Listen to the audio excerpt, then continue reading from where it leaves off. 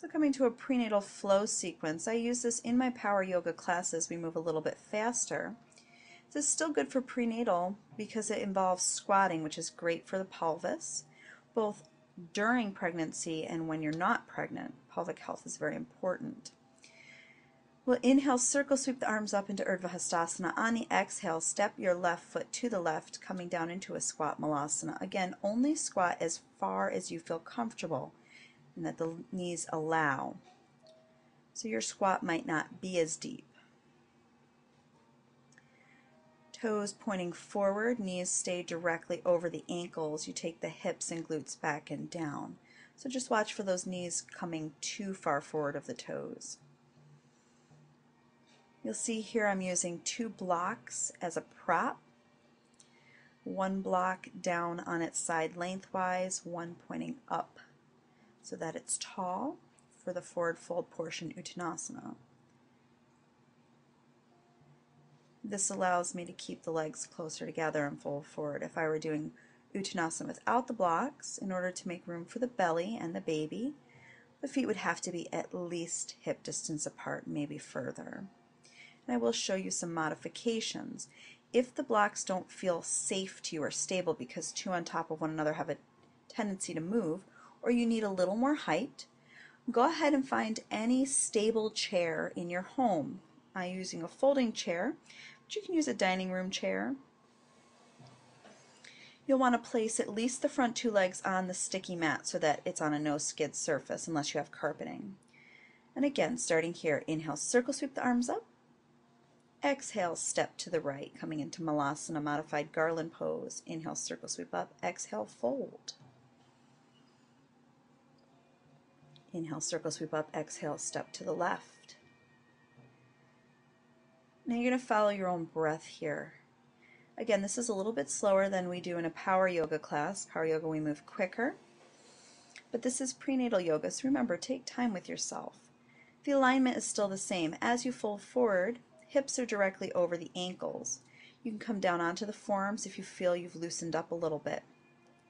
But you want to make sure that your glutes and hips are not going past the heels behind you, avoiding this stretch. So let's embrace the stretch. From the side with a chair, this is what our flow sequence would look like. Normally I do about 10 of these to warm up, get that tapas going, the internal heat. And what you don't notice is when I'm pausing the video getting water, so make sure you do have your water on hand. Very important. Average adult needs half their body weight in fluid ounces a day in water. During pregnancy you need a little more water than that. If you become dehydrated, that can change the amount of fluid in the amniotic sac, so you don't want to do that.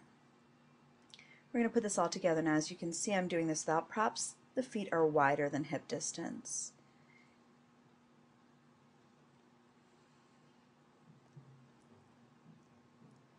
Again, a complete Uttanasana forward fold, probably not accessible during pregnancy. This is not my normal range of motion, but I would recommend that if you are going to fold forward all the way without props, as I'm showing you, take the feet wider than hip distance so that there's room for the belly. Don't ever want to compress the baby. Adding Ardha Uttanasana, half forward fold or monkey. Again, crown moving away from sit bones, draw those shoulders down the back. We don't like to say flat back because there are curves in the spine, but keep that chest as lifted and lengthened as the back body. So we would add Ardha Uttanasana right before we come down into plank. Again, if you're not comfortable in plank, you'll do hands and knees. So building them together, building in a lunge to this. So we would do our normal 10 time sequence, 1 to each side with the squat. And then this would be, let's say, 9 coming into 10.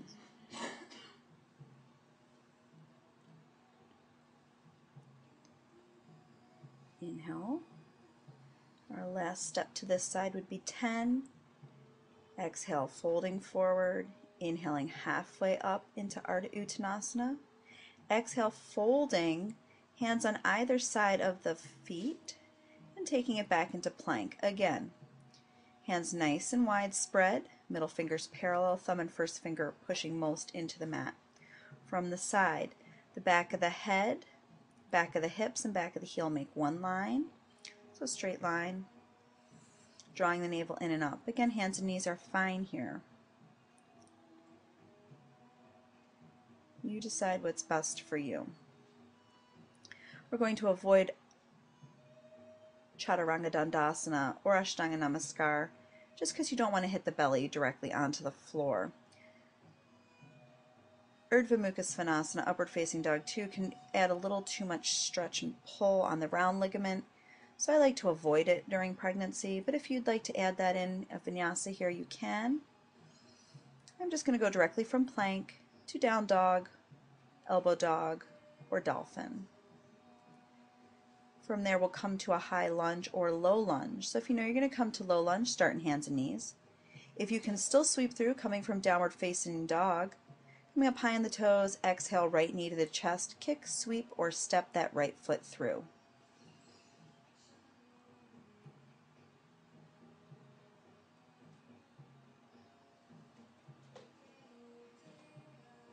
When you're ready, right knee bent 90 degrees. Inhale, circle, sweep the arms up. Exhale, hands to heart center.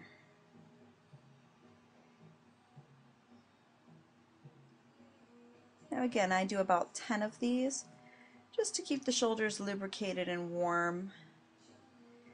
I find it helps also to alleviate any tension in the upper back. You can come down to low lunge from Ajanasana high lunge. It's up to you.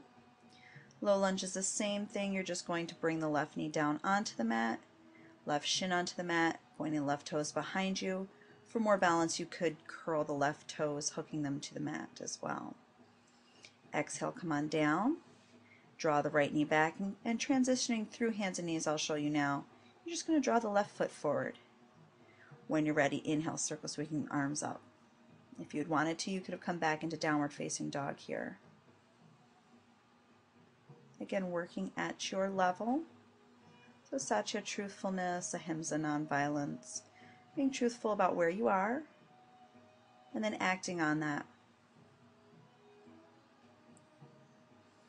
And it's very common during your practice to get tired. So having no expectation of having to do the same thing from side to side, just following your natural rhythm. Coming down again, you can come through hands and knees. I'm going to come through downward facing dog to transition to Uttanasana for our standing postures. And I found it's much easier while pregnant to walk the hands backward than to walk the feet forward. We'll inhale halfway up, Ardha Uttanasana. Exhale, fold forward. And then inhale, circle, sweep the arms all the way up. Exhale, hands to heart center.